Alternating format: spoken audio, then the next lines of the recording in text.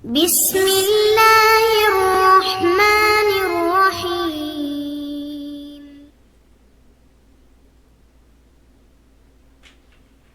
அஸ்ஸலாமு அலைக்கும் வரஹ்மத்துல்லாஹி வபரகாத்துஹு. அன்பிற்குரிய சகோதர சகோதரிகளே, நீங்களும் ஆலிம்களாகலாம் என்ற தொடர் வகுப்பில் புதன் வியாழன் ஆகிய 2 நாட்கள் திருக்குரான் தமிழாக்கத்தினுடைய திருக்குரான் வசனத்தினுடைய நேரடி தமிழாக்கத்தையும் விளக்கத்தையும் பார்த்து வர்றோம். இது நேற்றைய தினம் 280வது வசனம் பக்ராவில் அதனுடைய விளக்கத்தில் ஒரு பகுதியை பார்த்துருக்குறோம். அந்த வசனத்துக்கு அர்த்தம் செஞ்சு விட்டு அதனுடைய விளக்கமாக சில ஹதீஸ்களை பார்த்துருக்குறோம். அது சம்மந்தமாக கூடுதல் விவரம் இருக்கிறதுனால மேலும் ஒரு செய்தியை நம்ம அறிந்து கொள்ள இருக்கிறோம். அது என்ன செய்தின்னு கேட்டால், இது அகமதில் வரக்கூடிய செய்தி. அது என்ன செய்தின்னு கேட்டால், இது முதல்ல அந்த சம்பவத்தை விளைவிக்கிறணும். அதாவது அபூ கத்தாதான்ற ஒரு சஹாபி, அவருக்கு ஒரு ஆளுக்கு கடன் கொடுத்துட்டார்.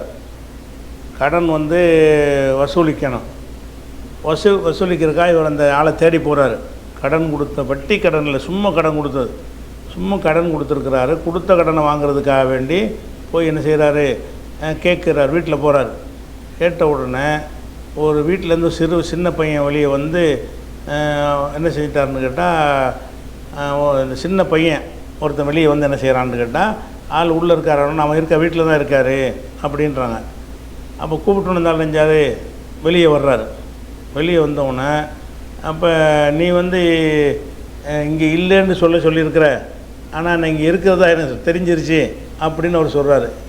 ஏன் ஒளிஞ்சிக்கிட்டு திரிகிற? கடன் தானே வசூல் பண்ண வந்திருக்கிறேன், எதுக்குப்பா ஒளிஞ்சிக்கிட்டு திரிகிறேன்னு கேட்குறாரு. அப்போ அவர் சொல்கிறாரு, இல்லை நான் கஷ்டத்தில் இருக்கிறேன், ஒன்றுமே இல்லை தர்றதுக்கு அப்படிங்கிறாரு. அப்போ இவர் அபூ கத்தாதா கேட்குறாரு, அல்லாஹ் மேலே சத்தியமாக நீ ஒன்றுமே இல்லையா உன்ட்ட, நீ வசதி இல்லைன்னு சொல்கிறிய, அது அல்லாஹ் மேலே சத்தியமிட்டு சொல்லு அப்படின்னோடனே ஆமான்னு சொல்கிறாரு. அப்போ அபூ கத்தாதா என்ன செய்கிறாங்கன்னு கேட்டால் அழுக ஆரம்பிச்சிடுறாங்க. அழுக ஆரம்பித்து கடன் கொடுத்தவர் அழுகுறாரு.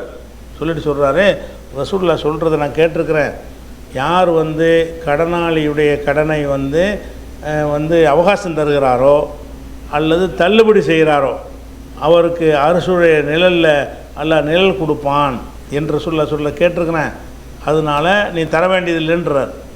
அப்போ ஒரு ஆள் கடன் கொடுத்து வசூல் பண்ணுவதற்காக போகிறாரு. இது அகமதில் 23,064வது ஹதீஸில் இருக்கிறது. அதில் எப்படி வருதுன்னு சொன்னால், அபூ கத்தாதா அவர்கள் கானலகு அலா ரஜுலின் தைனுன், ஒரு மனிதருக்கு அவர் மீது ஒரு கடன் இருந்தது.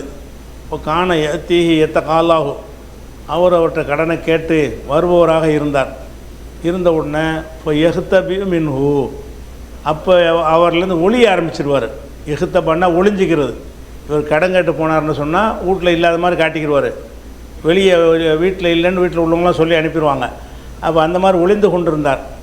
அதே மாதிரி இருக்கும்போது தாத்த யோமின், ஒரு நாள் வசூல் பண்ண வர்றாரு.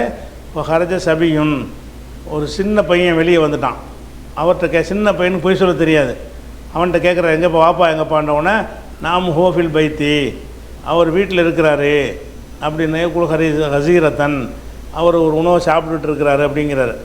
அப்போ என்ன செய்கிறாரு, வெளியே இருந்து என்ன செய்கிறாரு, சவுண்டை கொடுக்குறாரு, யாஃப்லான் உஹ்ருஜ், வெளியே வா. இப்போ கது உஹபிருத்து அன்னக்க ஹாகுனா, நீ இங்கே தான் இருக்கிறாய் என்பது எனக்கு சொல்லப்பட்டுருச்சு, இனிமேல் ஒளிய தேவையில்லை, வீட்டில் தான் இருக்கிற, வெளியே வா அப்படிங்கிறார். உடனே அவர் வெளியே வந்தார். வந்தோன்னு கேட்குறாரு, மாயு கையிப்புக்கு அண்ணி, என்னை விட்டு எதுக்கு தலைமறைவாகிக்கிட்டு இருக்கிற அப்படின்னு கேட்குறாரு. அவர் சொல்கிறார், இன்னி மோசிருன், நான் ஒரு கஷ்டப்படுறவன், கொலை செய்தி என்ற ஒன்றுமே இல்லை அப்படின்ட்டு சொல்லி அவர் சொல்கிறார். காலை அப்போ அபூ கத்தாதா சொல்கிறாரு, ஆல்லாஹி, அல்லாஹ் மேலே சத்தியமாக இன்னக்க மூசிருன், நீ கஷ்டப்படுறவனா, அல்லாஹ் மேலே சத்தியமாக நீ சொல்லி நீ கஷ்டப்படுறவனான்னு கேட்குறாரு. காலை அவர் சொல்கிறாரு, நான் மாமா அல்லாஹ் மேலே சத்தியமாக என்ற ஒன்றுமே இல்லை. உடனே இப்போ பக்கா அபூ கத்தாதா அழ ஆரம்பித்து விட்டார். சும்மா கால பிறகு சொன்னார், சமீத்து ரசூலுல்லாஹி ஸல்லல்லாஹு அலைஹி வஸல்லம் யக்குல், ரசூலுல்லாஹ் சொல்ல நான் கேட்டிருக்கிறேன், மன் நஃபஸ அன் கரீமிஹி, கடன் கொடுத்தவனுக்கு யார் அவகாசம் கொடுக்குறானோ, மஹா அன்ஹு, அல்லது அவனை விட்டு அதை தள்ளுபடி செஞ்சிடறானோ, அவகாசம் கொடுக்கறது அல்லது வேணாம்னு சொல்லி தள்ளி விட்டுறது, அப்படி செய்வானோ, காண அவன் இருப்பான் ஃபில் அரிசின் நிழலில் இருப்பான், யௌமல் கியாமத்தி, கியாம நாளில் அரசுடைய நிழலில் அவன் இருப்பான் என்று ரசூலுல்லாஹ் வந்து என்ன செய்கிறாங்க, சொன்னதை நான் கேட்டிருக்கிறேன் அப்படின்னு அந்த இடத்துல சொல்கிறார். அப்போ என்ன பண்ணியிருப்பார், ஒன்று கடனை தராதுன்னு சொல்லியிருப்பார், அல்லது வேண்டிய அவகாசத்தை எடுத்துக்கன்னு சொல்லியிருப்பார். எது செஞ்சாலும் அது கூலி இருக்கிறது. ஏதோ அந்த கடனை கேட்டு எனக்கு ஒளிஞ்சிக்கிட்டுலாம் இருக்க வேணாம், எப்போ தர முடியுமா போனாந்து கொடுத்துரு அப்படின்னு சொல்லியிருக்கலாம். அல்லது எனக்கான ஒளிஞ்சிட்டு தெரியிறப்பா, என்னத்துக்கு ஒளிஞ்சிட்டு தெரிகிற, இந்த கடனை நீ தர வேண்டியதில்லை என்று தள்ளுபடி செஞ்சுருக்கலாம். ரெண்டுக்கும் உள்ள ஹதீஸை தான் சொல்கிறாரு. இவர் என்ன செஞ்சார்னு வரல, இவர் ரெண்டில் எது செஞ்சாலும் நல்ல காரியம்தான் அது, அப்படியும் வருது. அதே மாதிரி வந்து ரசூலுல்லாஹ் சொல்லி காட்டுறாங்க, தலக்கத்தில் மலாயிகத்து ரூஹ ரஜுலின், ஒரு மனிதனுடைய உயிரை மலக்குமார்கள் இப்போ கைப்பற்றினார்கள். மிம்மன் காண கபலக்கும், இது உங்களுக்கு முந்தி உள்ள சமுதாயத்தில் உள்ள விஷயம். உங்களுக்கு முன்னர் உள்ள சமுதாயத்திலிருந்து ஒரு மனிதருடைய உயிரை வானவர்கள் கைப்பற்றினார்கள். கைப்பற்றும் போது அவங்கெல்லாம் கேட்டாங்க, அமில் தமிழல் ஹைரி செய்யா, ஏன்டா நீ ஏதாவது நல்லது செஞ்சுருக்கிறியான்னு கேட்குறாங்க. ஒரு ஆளுடைய உயிரை கைப்பற்றுறதுக்கு மலக்கு போகிறாங்க. கைப்பற்றும் போது அவன்கிட்ட கேட்குறாங்க, எப்படி கேட்குறாங்க, அமில்த மினல் ஹைரி, நீ செஞ்சுருக்கிறியா, ஹைரில் நல்லதுலேருந்து ஏதாவது செஞ்சுருக்கிறியா, செய்யன் ஏதாவது செய்திருக்கிறாயா, நல்லவற்றிலிருந்து எதையாவது நீ செஞ்ச நல்ல காரியம் என்னன்னு கேட்குறாங்க. அவர் சொல்கிறார், குன்து ஆமூர் ஃபித்தியானி, நான் எனது ஊழியர்களுக்கு கட்டளையிட்டு வச்சிருந்தேன். ஐயுந்திரு பயத்த ஜாவசு அனில் மோசரி, அதாவது வசதி இல்லாதவனுக்கு அதாவது ஏழையாக இருக்கிறவனுக்கு, மூசர்னா கஷ்டப்படுறவன், ஏழையாக இருக்கிறவனுக்கு வந்து கடனை வந்து தள்ளுபடி செய்யும்படியும் அல்லது அவகாசம் கொடுக்கும்படியும் நான் கட்டளையிட்டு இருந்தேன். என் ஊழியர்கிட்டலாம் கூப்பிட்டு யாருக்கெல்லாம் நம்ம கடன் கொடுத்துருக்குறோமோ அவனுடைய நிலைமையை பாருங்கள், அவன் தள்ளுபடி செய்கிறதுக்கு தகுதியானவன்னா வேணாண்ட சொல்லி தள்ளுபடி செஞ்சுருங்க, அவகாசம் கொடுக்குறதுக்கு டைமானவன்னா தந்துடுவான், அவன் சிரமம் இல்லை, அடுத்த மாதத்துக்கு எப்படி தந்துடுவான்னு தெரிஞ்சால் டயத்தை கொடுங்க. அப்போ அவங்க ஜாவசு அனில் மோசரி, ஒரு கஷ்டப்படுறவனுக்கு வந்து அவகாசம் கொடுக்கும்படியோ தள்ளுபடி செய்யும்படியோ நான் ஊழியர்களுக்கு சொல்லி வச்சுருந்தேன் அப்படின்னு அவர் சொல்கிறாரு. அப்போ அல்லாஹ் சொல்லுகிறான், ஜாவசு அன்ஹு, அவரை விட்டு நீங்களும் தள்ளுபடி செஞ்சுருங்க, இவருடைய தவறுகளை கணக்கில் எடுத்துக்கிறாதீங்கன்னு அல்லாஹ் என்ன செஞ்சிடறான், அதை வந்து தள்ளுபடி பண்ணிடுறத பார்க்குறோம். அது இந்த மாதிரி உள்ள விஷயங்கள்லாம் எதுக்கு இருக்குது, கடன் கொடுப்பதுக்குரிய ஒரு சிறப்பாக இருக்கிறது. இந்த கடன் கொடுக்கும் தன்மை நம்ம சமூகத்தில் ரொம்ப குறைஞ்சி போயிடுச்சு, கொடுக்க மாட்டேங்கிறாங்க. கடன் கேட்டால் என்ன செய்கிறது, கடன் கொடுத்தா இன்னும் நன்மை நினைக்கிறாங்க, அதுக்கு தர்மமாக கொடுத்துட்டு போயிடலாமல் நினைக்கிறாங்க. ஆனால் கடன் கொடுத்தாலும் நன்மை இருக்குங்கிற விளைக்கணும். கடன் கொடுத்தா கூட அந்த கடனும் தர்மமாக நமக்கு டெய்லி வந்துக்கிட்டே இருந்தால் எப்படிப்பட்ட நன்மைன்னு பாருங்களேன். 1,00,000 ரூபா கடனாக கொடுத்துட்டீங்கன்னு சொன்னால் டெய்லி 1,00,000 ரூபா தர்மம் செய்கிறீங்க. அவகாசம் கொடுக்குற வரைக்கும் தினம் 1,00,000 கொடுத்தது 1,00,000 தான், அதுவும் கடனாக தான் கொடுத்துருக்குறோம், திருப்பி அவன் தந்துடுவான். அப்படிப்பட்ட நேரத்தில் நீங்கள் கடனாக கொடுத்துட்டு அவகாசம் கொடுத்துட்டு வந்தீங்கன்னு சொன்னால் ஒவ்வொரு நாள் அவகாசத்துக்கும் 1 மடங்கு, தவணை முடிஞ்சதுக்கு பிறகு 2,00,000 நன்மை. இதெல்லாம் எங்கே கொண்டு நிப்பாட்டும், பெரிய உயர்வான சொர்க்கத்தில் கொண்டே சேர்ப்பதற்குரிய நன்மைகள் வந்து இவனுக்கு கிடைச்சிடும். அதனால் கடன் கொடுக்குறதை பற்றி நம்ம மக்கள்கிட்ட என்ன செய்யணும், கடன் கட்டு அலைகிறாங்க, கொடுக்க மாட்டேங்கிறாங்க, அதுதான் வட்டியில் போய் விழுவுறாங்க. முஸ்லீம் உம்மத்து வந்து சரியான முறையில் கடன் கொடுத்து வசதி படைத்தவங்க நடந்திருப்பார்களே, ஆனால் இவங்க போய் மக்கள் போய் வட்டியில் விழவே மாட்டாங்க. வட்டியில் விழுந்து நாசமாக போகிறதுக்கு காரணம் என்னென்னு கேட்டால் அந்த கடன் கொடுக்குற தன்மை முஸ்லீம்கள்கிட்ட இல்லாமல் இருக்குது, ரொம்ப ரொம்ப கம்மியாக இருக்குது அப்படிங்கிறது பார்க்குறோம். அடுத்ததாக 281வது வசனம் பக்ராவில், ஒத்தகு, நீங்கள் அஞ்சு கொள்ளுங்கள், யௌமன், ஒரு நாளை அஞ்சு கொள்ளுங்கள். எந்த நாள், துர்ஜவுன ஃபீஹி இலல்லா, அந்த நாளில் தான் நீங்கள் அல்லாவிடத்தில் திரும்ப கொண்டு செல்லப்படுவீர்கள். துர்ஜவுன்னா மீட்டப்படுவீர்கள், அதை திரும்ப கொண்டு செல்லப்படுவீர்கள். ஃபீஹி, அந்த நாளில், இலல்லாஹி, அல்லாவிடத்தில் கொண்டு செல்லப்படுவீர்களே, அப்படிப்பட்ட ஒரு நாளை பயந்துக்கிறங்க. நீங்கள் உலகத்தில் இருக்கணும்னு நினச்சிக்கிட்டு இருக்கிறீங்க, இங்கேயே நிரந்தரமாக இருக்க மாட்டீங்க, ஒரு நாளைக்கு செத்துருவீங்க, அல்லாட்ட போய் நிற்க வேண்டி வரும், அந்த நாளை நீங்கள் பயந்துக்கிறங்க. ஒத்தகு யௌமன், ஒரு நாளை பயந்து கொள்ளுங்கள். துர்ஜவுன ஃபீஹி, எந்த நாளில் நீங்கள் திரும்ப கொண்டு செல்லப்படுவீர்களோ அந்த நாளை நீங்கள் பயந்து கொள்ளுங்கள். துர்ஜவுன ஃபீஹி இலல்லா, அல்லாவிடத்தில் நீங்கள் திரும்ப கொண்டு செல்லப்படுகிற ஒரு நாள் இருக்கிறது, அந்த நாளுக்கு பயந்துக்கிறங்க. அப்புறம் சும்மா பிறகு துவஃபா குலு நஃப்ஸின், ஒவ்வொரு ஆன்மாவுக்கும் முழுமையாக நிறைவேற்றப்படும் மா கசபத், அது உழைத்தது, அது என்ன வேலை செஞ்சதோ அந்த நஃப்ஸ், அந்த ஆத்மா வந்து, ஆத்மான மனுஷன் வச்சுக்கிறோங்களேன், தும்மத்து ஒஃபா குலு நஃப்ஸின், ஒவ்வொரு மனிதனுக்கும் நிறைவேற்றப்படும் மா கசபத், அவன் சம்பாதித்தது நிறைவேற்றப்படும், கொடுக்கப்படும். அவன் என்னவெல்லாம் நல்லறங்கள் செஞ்சானோ அதுக்கெல்லாம் கூலி கொடுக்கப்படும். ஒஹும்லா யுதுலமூன், அவர்கள் அநீதிழைக்கப்பட மாட்டார்கள்.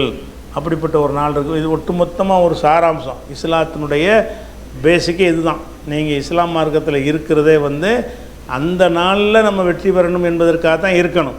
அதை எப்போது ஞாபகத்தில் வச்சுக்கிறங்க. ஒத்தக்கு யோமன், ஒரு நாளை பயந்து கொள்ளுங்கள். துர்ஜவுன ஃபீஹி இலல்லா, எந்த நாளில் அல்லாவிடம் கொண்டு செல்லப்படுவீர்களோ அந்த நாளை பயந்து கொள்ளுங்கள். சும்ம பிறகு துவஃபா குலு நஃப்ஸின், ஒவ்வொரு மனிதனுக்கும் நிறைவேற்றப்படும். மாக்கசபத்து, அவன் உழைத்தது நிறைவேற்றப்படும். ஒஹும்லா யுதுலமூன், அவர்கள் அநீதிழைக்கப்பட மாட்டார்கள் அப்படின்னு சொல்லி இது சிம்பிளாக முடிகிற விளக்கம்லாம் தேவையில்லாத வசனமாக தான் இருக்குது. அடுத்தது வசனம் அதாவது 282வது வசனம்.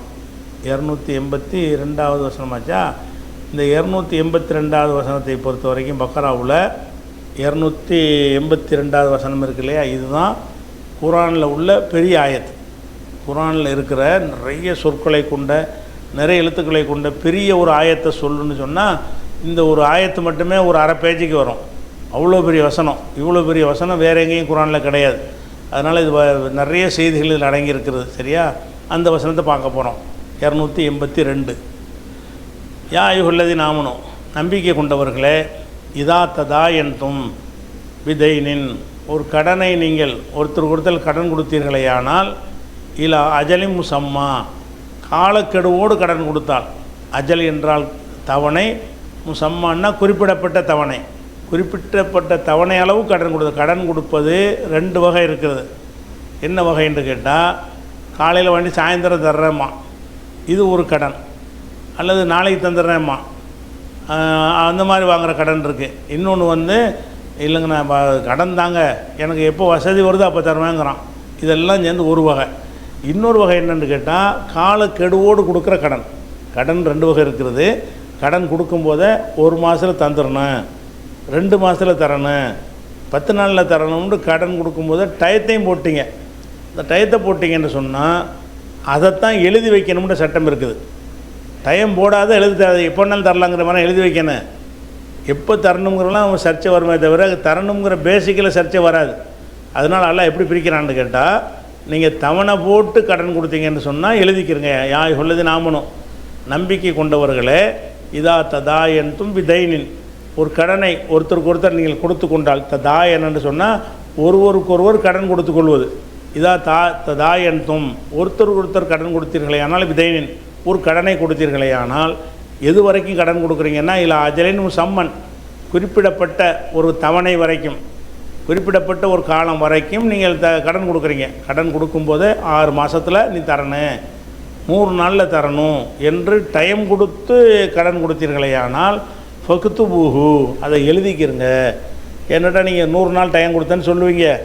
அவன் என்ன செய்வான், இல்லையே 1 வருஷம் சொன்னீங்களே அப்படின்றான் நாளைக்கு.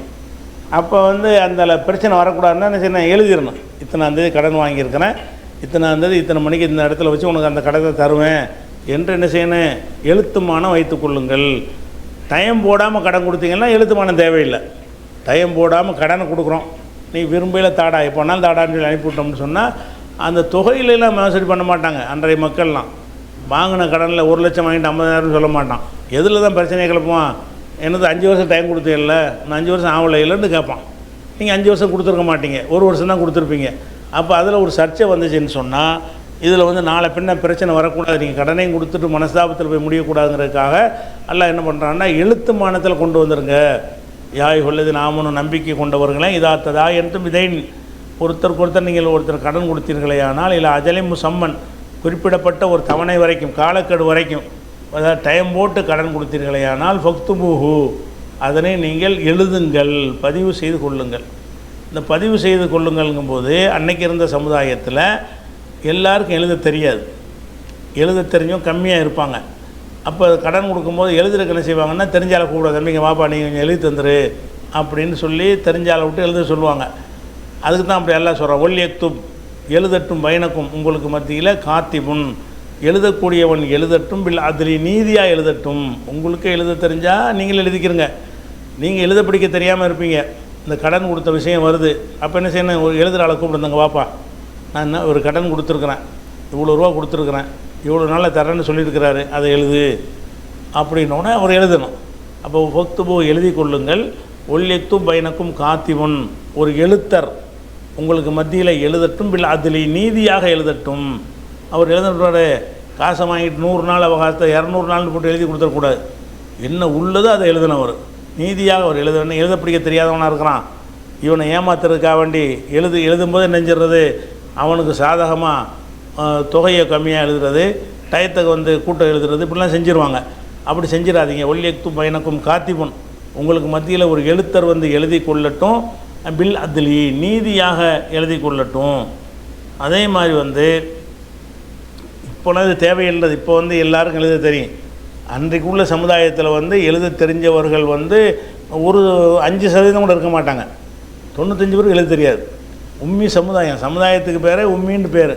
அப்படி இருக்கிறதுனால எழுதுறது வேற ஆளை சார்ந்து தான் எழுத வேண்டி இருக்கும். அதுக்கெல்லாம் என்ன செய்கிறான்னு கேட்டால், அந்த பையனுக்கு எழுதி கொடுப்பான்னு கேட்குறாங்க. மறுக்கக்கூடாது. எழுத தெரிஞ்சவனா நீ இருந்தேன்னு சொன்னால் எழுதுறதுக்கு நீ என்ன செய்யக்கூடாது, இது நம்ம வேலை கிடையாது, போய் வேலையை பார்த்துட்டு நீங்கள் கடன் கொடுப்பீங்க நாங்கள் எழுதி தரணுமோ அப்படின்னு நினைக்காத. உனக்கு எழுத்துங்கிற எல்லாம் கற்று தந்திருக்கான்னு சொன்னால் ஒருத்தன் கூப்பிட்டா என்ன செய்யணும், போய் எழுதி கொடுக்கணும். ஒலா ஏப மறுக்க வேண்டாம், அபாண்டா மறுத்தான், லா ஏபண்டா மறுக்க வேண்டாம், நகி ஒலா ஏப காத்திபுன், ஒரு எழுத்தன் மறுக்கக்கூடாது, ஒரு எழுதுபவன் வந்து மறுக்கக்கூடாது, எக்துப எழுதுவதற்கு மறுக்கக்கூடாது, ஒலா ஏப மறுக்க வேண்டாம், காத்திபுன் எழுதக்கூடியவன் மறுக்க வேண்டாம், எக்துப எழுதுவதற்கு மறுக்க வேண்டாம். கமா அல்லமஹமுல்லா அல்லாஹ் அவனுக்கு கற்றுக் கொடுத்தது போல எழுதுவதற்கு மறுக்க வேண்டாம். நான் தானே உனக்கு எழுத்தை கற்றுக் கொடுத்தேங்கிறது ஒரு பொடியை வைக்கிறான் அல்லா.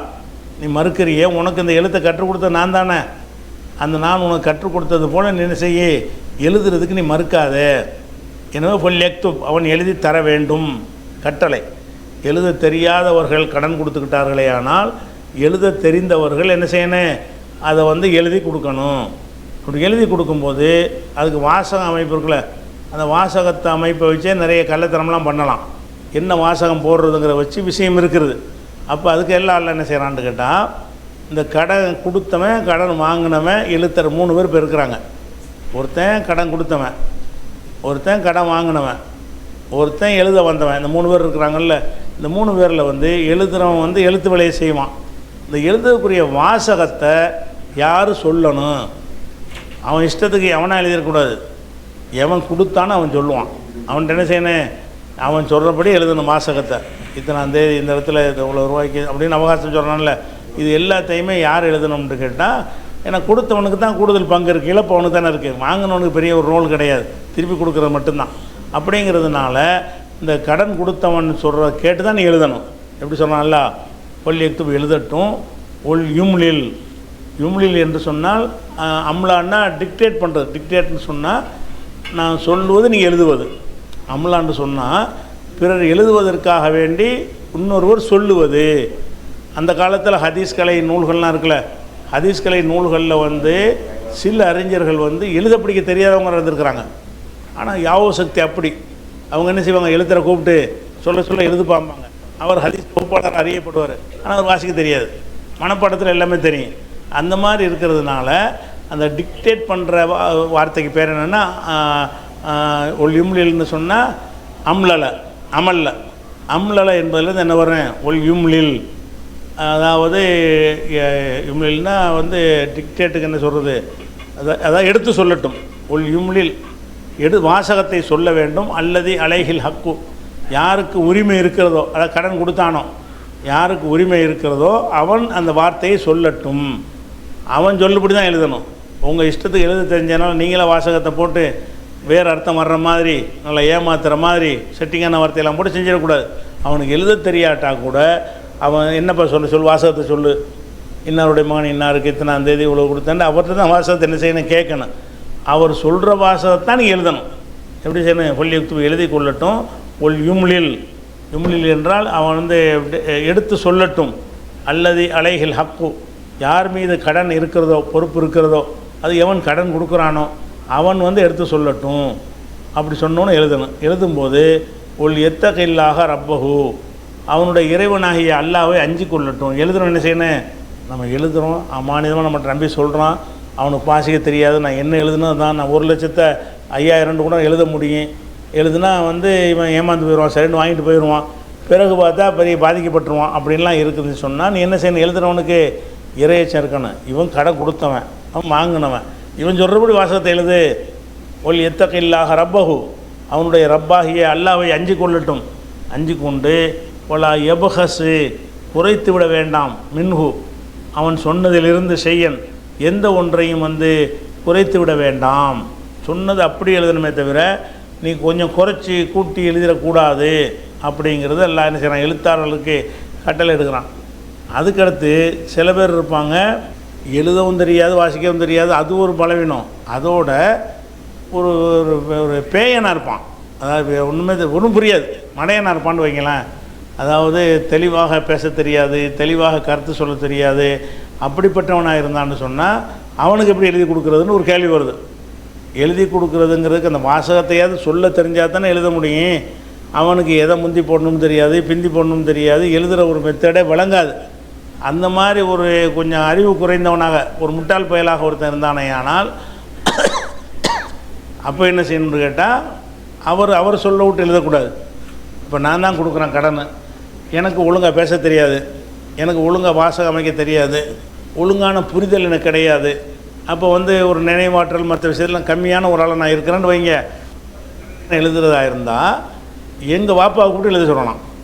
எனக்கு ஒன்றும் சொல்ல தெரியாது, இந்த எங்கள் அண்ணன் வர்றாரு அவர் சொல்லுவார்.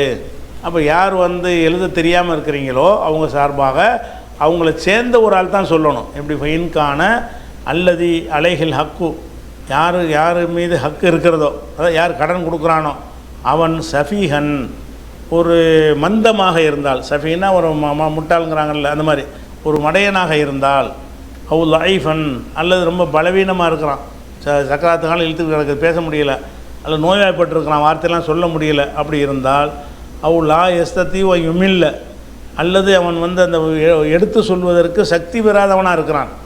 யுமில்லன்னா எழுதுவதற்காக எடுத்து சொல்லணும்ல, அதை சொல்லவே இயலாது, அப்படி இருப்பானேயானால் ஃபொல் யும்லில் வலியுஹு, அவனுடைய வழி என்ன செய்யட்டேன்? எடுத்து சொல்லட்டும். அந்த வாசகத்தை, என்ன கடன் கொடுக்கறதுக்குள்ள வாசகத்தை அவனுக்கு பதிலாக அவனுடைய வழியில் யார்? தகப்பனுக்கு மகன் வரலாம், அல்லது அண்ணன் வரலாம், தம்பி வரலாம், மகனுக்கு தகப்பன் வரலாம். இப்படி ஏதோ என்ன பலவீனம் இருந்துச்சுன்னு சொன்னால் என்ன செய்யணும்? இனி சொல்லாதப்பா, உனக்கு சரியாக தெரியாது, உன் வாப்பாவை கூப்பிடு, உன் அண்ணனை கூப்பிடு, அவர் வாசகத்தை சொல்லட்டும், அதன்படி நான் எழுதுகிறேன் அப்படின்னு சொல்லணும். அப்போ மறுபடி பாருங்கள், அவுலா எஸ்தீவ் யுமில்ல ஹுவ, அவன் இந்த சொல்வதற்கு சக்தி பெறாமல் இருப்பானேயானால் ஃபொல் யும்லில் வலியுஹு, அவனுடைய வழி இருக்கான்ல பொறுப்பாளர், அவன் எடுத்து சொல்லட்டும். பில் அத்லி, நீதியாக எடுத்து சொல்லட்டும். நீதியை அவன் தான் எடுத்து சொல்லணும். எடுத்து சொல்லும் பொழுது இதோடு நிப்பாட்டலல்ல, வஸ்தஷஹிது ஷஹீதைனி, 2 சாட்சிகளையும் ஏற்படுத்தி கொள்ளுங்கள். நீங்கள் கடன் கொடுத்ததை எழுதவும் செஞ்சிடறீங்க, எழுதுறது மட்டும் இல்லாமல் சாட்சியை போட்டு எழுதணும். வழங்குதா? எழுதுனதில் ஏதாவது பிரச்சனை வரும், அதுதான் அந்த சாட்சிகளை கொண்டு தான் நிரூபிக்க இயலும். அதனால் என்ன செய்யணும்னு கேட்டால் வஸ்தஷஹிது, சாட்சிகளை ஏற்படுத்தி கொள்ளுங்கள். ஷஹீதைனி, 2 சாட்சிகளை ஏற்படுத்தி கொள்ளுங்கள். மின் ரிஜாலிக்கும், உங்களுடைய ஆண்களில் ஒரு 2 பேரை சாட்சியாக ஏற்படுத்தி கொள்ளுங்கள். அப்போ அந்த கடனை கொடுக்கும்போது எழுதும்போது என்ன செய்யணும்? இதுக்கு இந்த சம்பவம் நடக்கும்போது, கடன் கொடுக்கும்போது இந்த அவகாசம் எனக்கு தெரியும், எனக்கு தெரிஞ்சால் இது கொடுக்கப்பட்டுச்சுன்னு ஒரு சாட்சி கையெழுத்து ஒருத்தர் வாங்கணும். எழுதி முடித்ததுக்கு பிறகு 2 பார்ட்டியும் கையெழுத்து போடுவதை கூட சாட்சிகளும் போடணும். இந்த சாட்சிகள் கையெழுத்து போடணுங்கிற விஷயம்லாம் நம்மள்ட்ட தான் ஒன்றுலாம் எடுத்தானுவோம். எல்லாம் சாட்சி கையெழுத்துன்னு அக்ரிமெண்ட்லாம் போட சொல்கிறாங்கல்ல, இதெல்லாம் இஸ்லாத்தில் தான் முதல்ல சொன்னதை. வஸ்தஷஹிது ஷஹீதைனி, 2 சாட்சிகளை ஏற்படுத்தி கொள்ளுங்கள். மின் ரிஜாலிக்கும், உங்களில் உள்ள ஆண்களை தான் சாட்சியாக நிப்பாட்டணும், பெண்களை சாட்சியாக நிப்பாட்டக்கூடாது. இப்போ இல்லம் யக்கூனா ரஜுலைனி, இருவரும் ஆணாக இல்லை என்று சொன்னால் ஃபர் ரஜுலுன் ஒம்ராத்தானே, ஒரு ஆண் 2 பெண்கள், ஒரு ஆண் 2 பெண்கள் சாட்சியாக இருக்கலாம். ஆம்பளையே சாட்சியாக போடுறதா இருந்தால் 2 சாட்சி, பொம்பளையே சாட்சியாக போடுறதா இருந்தால் ஒரு 2 பொம்பளை ஒரு ஆண் என்ற அளவில் இருக்கணும். இம்மன் தரலவன மின சுகதாய், சாட்சிகளில் நீங்கள் யாரை திருப்தி அடைவீர்களோ அப்படிப்பட்டவர்கள். தரலவனா பொருந்தி கொள்வது. நீங்கள் சாட்சிகளில் இவன் ஆள் சரியே இல்லை, இவன் இப்போ பொய் சொல்கிற சாட்சி அவன் விட்டுருங்க. எந்த சாட்சியை நீங்கள் பொருந்தி கொள்வீங்களோ அந்த மாதிரியான 2 சாட்சியை போட்டுக்கிறங்க.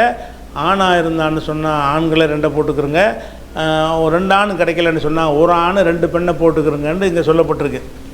இந்த விஷயத்தில் சில விமர்சனம் செய்யக்கூடியவர்கள் இஸ்லாத்தை விமர்சனம் பண்ணுவாங்க.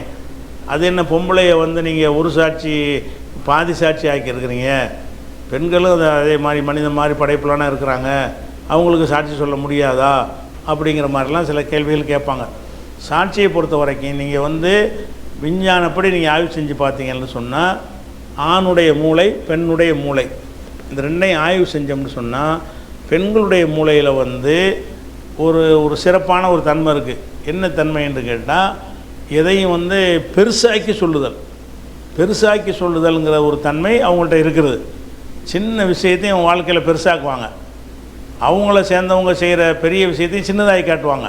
அப்போ உள்ளதை உள்ளபடி பார்க்குதல்ங்கிற ஒரு தன்மை வந்து ஆண்கள்கிட்ட தான் படைப்புலே இருக்கிறது. பெண்களுக்கு வந்து உள்ளதை உள்ளபடி சொல்லவே மாட்டாங்க. அது என்ன செய்வாங்க, நல்லா பெருசாக்கி சொல்லுவாங்க. அது வேறு விஷயத்துக்கு நம்ம விட்டுட்டு போயிடலாம். சாட்சி விஷயத்துக்கு பத்தாது. சாட்சி விஷயத்துக்கு என்ன செய்யணும், உள்ளதை உள்ளபடி அப்படியே டிட்டோவாக இருக்குது நம்ம சாட்சிங்கிறது. அப்படி சொல்லாமல் பெண்கள் என்ன செய்வாங்கன்னா அந்த கற்பனை வளமும் அதிகமான மிகைப்படுத்தலும் இருக்கும் பொழுது அவங்களுடைய சாட்சியத்தை வந்து இதே மாதிரி ஆக்கணும்னு சொன்னால் 1 லட்ச ரூபாயை வந்து 10 லட்சம்ன்றாங்க. அவங்க பெருசாக தான் சொல்லுவாங்க. அதாவது நிறைய பெரிய தொகையை கொடுத்தாங்க, நான் பார்த்தங்க, நிறைய கட்டுக்கட்டாக இருந்துச்சும்பாங்க. அப்போ வந்து அப்படி இல்லாமல் ஒரு ஆம்பளை என்ன செய்வான்னு கேட்டால் 10,500 கொடுத்தாங்கன்னு சொல்லுவான்.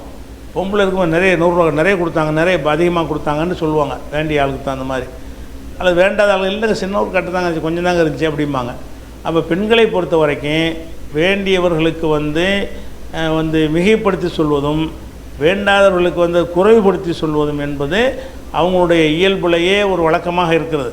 அது நம்ம ஒரு பழமொழி கூட சொல்லுவாங்க. அதாவது ஒரு குடத்தை வந்து ஒரு வீட்டில் ஒரு குடம் இருக்குது, அந்த குடம் உடைஞ்சிச்சின்னா குடும்பத்துக்கு நஷ்டம் தானே, நஷ்டம். ஆனால் என்ன செய்வாங்கன்னு கேட்டால் மாமியார் உடைத்தால் தான் அது மண் குடம், மருமம் உடைச்சான்னா இப்போ பொன் குடம்னு சொல்லுவாங்க. மாமியார் உடைச்சான்னு சொன்னால் அது பானை தானே போயிட்டு போதுமாங்க. மருமம் உடைச்சா குடத்தை உடைச்சிவிட்டிய நகை தங்கத்தை உடைச்ச மாதிரி பேசுவாங்க. மருமகள் உடைச்சிட்டான்னு சொன்னால் என்னது பெரிய லாஸ் ஏற்பட்டுச்சு குடும்பத்துக்கும்பாங்க. அதே பானையை வந்து மாமியார் உடைச்சிட்டான்னு வைங்க, அது மண் குடம் தானே கம்மியான காசு தான் அப்படிம்பாங்க. அப்போ இந்த மாதிரி மாமியார் பழமொழியே வந்திருக்கு பாருங்களேன், மாமியார் உடைத்தால் மண் குடம், மருமகள் உடைத்தால் பொன் குடம்னு சொல்லி ஒரு பழமொழி வருகிற அளவுக்கு பெண்கள்கிட்ட என்ன தன்மை இருக்குன்னு கேட்டால் உள்ளதை உள்ளபடி சொல்வதற்கு பேர் தான் சாட்சிங்கிறது. சாட்சியில் போய் கூட குறைய சொல்லிட்டா அதுக்கு பேர் சாட்சி கிடையாது, அடுத்தவனுடைய வாழ்க்கை பாதிச்சிடும். கடன் கொடுத்தவன் தெருவில் நிற்பான், நீ பொய்யா சேர்த்துக்கு கம்மியாக சொன்னு வையே, அல்ல கடன் வாங்கினவன் தெருவில் நிற்பான். யாருக்கு சாதகமாக அது வேண்டிய ஆட்கள்னு சொன்னால் அதுக்கு தகுந்த மாதிரி பெருசாக சொல்வது, வேண்டாத ஆட்கள்னு சொன்னால் பெருசையும் சின்னதாக சொல்வது என்கிறது இயல்பிலேயே அமைக்கப்பட்டிருக்கிறது. அப்படிங்கிறதுனால தான் 2 பேரை போட்டு விடணும் பெண்களை. அந்த 2 பேரும் வந்திருக்குமோ நம்ம சொன்னால் ஒரு இந்த பொம்பளை மாட்டி கொடுத்துருவா, அந்த ஒரு பயத்தில் என்ன செய்வாங்கன்னா உள்ளது உள்ளபடி பேசுவாங்க. அதுக்கு தான் எல்லாம் என்ன செய்கிறான்னு கேட்டால் வஸ்த ஷஹிது ஷஹீதைனி மின் ரிஜாலிக்கும், உங்களுடைய ஆண்களில் 2 பேரை சாட்சியாக ஏற்றுக்கொள்ளுங்கள். இப்போ இல்லம் யக்கூனா ரஜுலைனி, 2 பேரும் ஆண்களாக இல்லை என்று சொன்னால் ஃபார் ரஜுலுன் உம்ராத்தானே, ஒரு ஆணும் 2 பெண்களையும் நீங்கள் சாட்சி ஆக்கி கொள்ளுங்கள். மிம்மன் தரலவுன மின்ன சுகதாய், சாட்சிகளில் நீங்கள் யாரை திருப்திப்படுவீர்களோ நீங்கள் திருப்திப்படக்கூடிய வகையில் என்ன செய்யுங்க, நீங்கள் ஒரு ஆணு 2 பெண்ணை ஏற்படுத்தி கொள்ளுங்கள். எதற்காகன்னு கேட்டால் அன்தலில்ல இஹதாகுமா, ஒருத்தி தவறாக சொல்லிவிடவும், பொத்து தைக்கிற இஹதாகுமா, மற்றொருத்தி அதை நினைவூட்டவும் என்ன செய்ய, அல்வுஹ்ரா மற்றொருத்தி இவளுக்கு அந்த பெண்ணுக்கு நினைவூட்டுவதற்காக வேண்டியும் நீங்கள் 2 பெண்ணை ஏற்படுத்திக்கிறங்க. 2 பெண்ணை ஏற்படுத்த காரணம் என்னென்னு கேட்டால் அன்தலில்ல இஹதாகுமா, ஒருத்தி தவறாக சொல்வதற்கும் சொல்வதை சொல்லக்கூடாது என்பதற்காக வேண்டியும், பொத்து தைக்கிற இஹதாகுமா, அந்த 2ல் ஒருத்தி அல்வுஹ்ரா மற்றொருத்திக்கு நினைவூட்டுவதற்காக வேண்டியும் என்ன செய்யணும், நீங்கள் 2 பெண்களை போட்டுக்கிறங்க. ஒரு பொம்பளை தப்பாக சொன்னால் கூட இன்னொரு பொம்பளை இருந்து என்ன செய்வா, இல்லைம்மா நீ இப்படி தப்பாக சொல்கிற, இப்படி தான் நடந்துச்சு, நான் தானே இருந்த பக்கத்தில், நீ என் கூட குறைய சொல்கிற அப்படின்னு சொல்வதற்கு இன்னொரு பெண் இருந்தான்னு சொன்னால் அதட்டி பேசி கரெக்டாக செஞ்சுருவாங்க. இன்னொரு பெண்ணும் அது சம்மதத்தில் இருக்கிறாங்கன்னு தெரிஞ்சாலேயே பொம்பளை உள்ளதை மேய்ப்பற்றி சொல்ல மாட்டாங்க. நம்ம ஒன்று சொன்னோம்னா அந்த பொம்பளை மாற்றி சொல்லிடுவா, பிரச்சனை ஆயிருன்றதுனால கரெக்டாக சொல்லிடுவாங்க. கரெக்டாக சாட்சி சொல்வதாக இருந்தால் 2 பெண்கள் சாட்சியாக போடும்போது கரெக்டான விஷயத்தை சொல்லிடுவாங்க. ஒருத்தியை சாட்சியாக போட்டிங்கன்னா அவர் நினச்சதுக்கு தகுந்த மாதிரி மிகைப்படுத்தி சொல்லக்கூடிய தன்மை அவங்கள்ட்ட இருக்கிறது. அதனால அப்படி ஒலா யப சுகதாவு சாட்சியாக இருக்கக்கூடியவர்கள் மறுக்கக்கூடாது. இதாமா து அழைக்கப்படும் போது சாட்சி சொல்லுங்கன்னு உங்களை கூப்பிடுறாங்க, கூப்பிடும்போது என்ன செய்யக்கூடாது, அதெல்லாம் முடியாது எனக்கு வேலை இருக்குது, அது மறுக்கக்கூடாது. ஏன்னா அவங்க ஒருத்தன் உதவி கஷ்டமான இடத்துல ஒருத்தன் உதவி செய்கிறான், அதுக்கு தான் உங்களை சாட்சியாக கூப்பிட்றான். சாட்சிக்கு ஆள் கிடைக்கலன்னா உதவி செய்ய நிப்பாட்டிடுவான், அப்போ அவன் தெருவில் நிற்பான். அப்போ சாட்சி கூப்பிடும்போது என்ன செய்யக்கூடாது, நீங்கள் மறுக்கக்கூடாது. ஒலா யப சுகதாவு சாட்சிகள் மறுக்கக்கூடாது. இதாமா து நீங்கள் அழைக்கப்படும் பொழுது, அவர்கள் அழைக்கப்படும் பொழுது சாட்சிகள் மறுக்கலாகாது அப்படின்ற விஷயம் வருதா. இதனுடைய தொடர்ச்சி இன்ஷா அல்லாஹ் நம்ம என்ன செய்வோம், அடுத்த வாரத்துக்கு பார்க்கலாம். அஸ்ஸலாமு அலைக்கும்.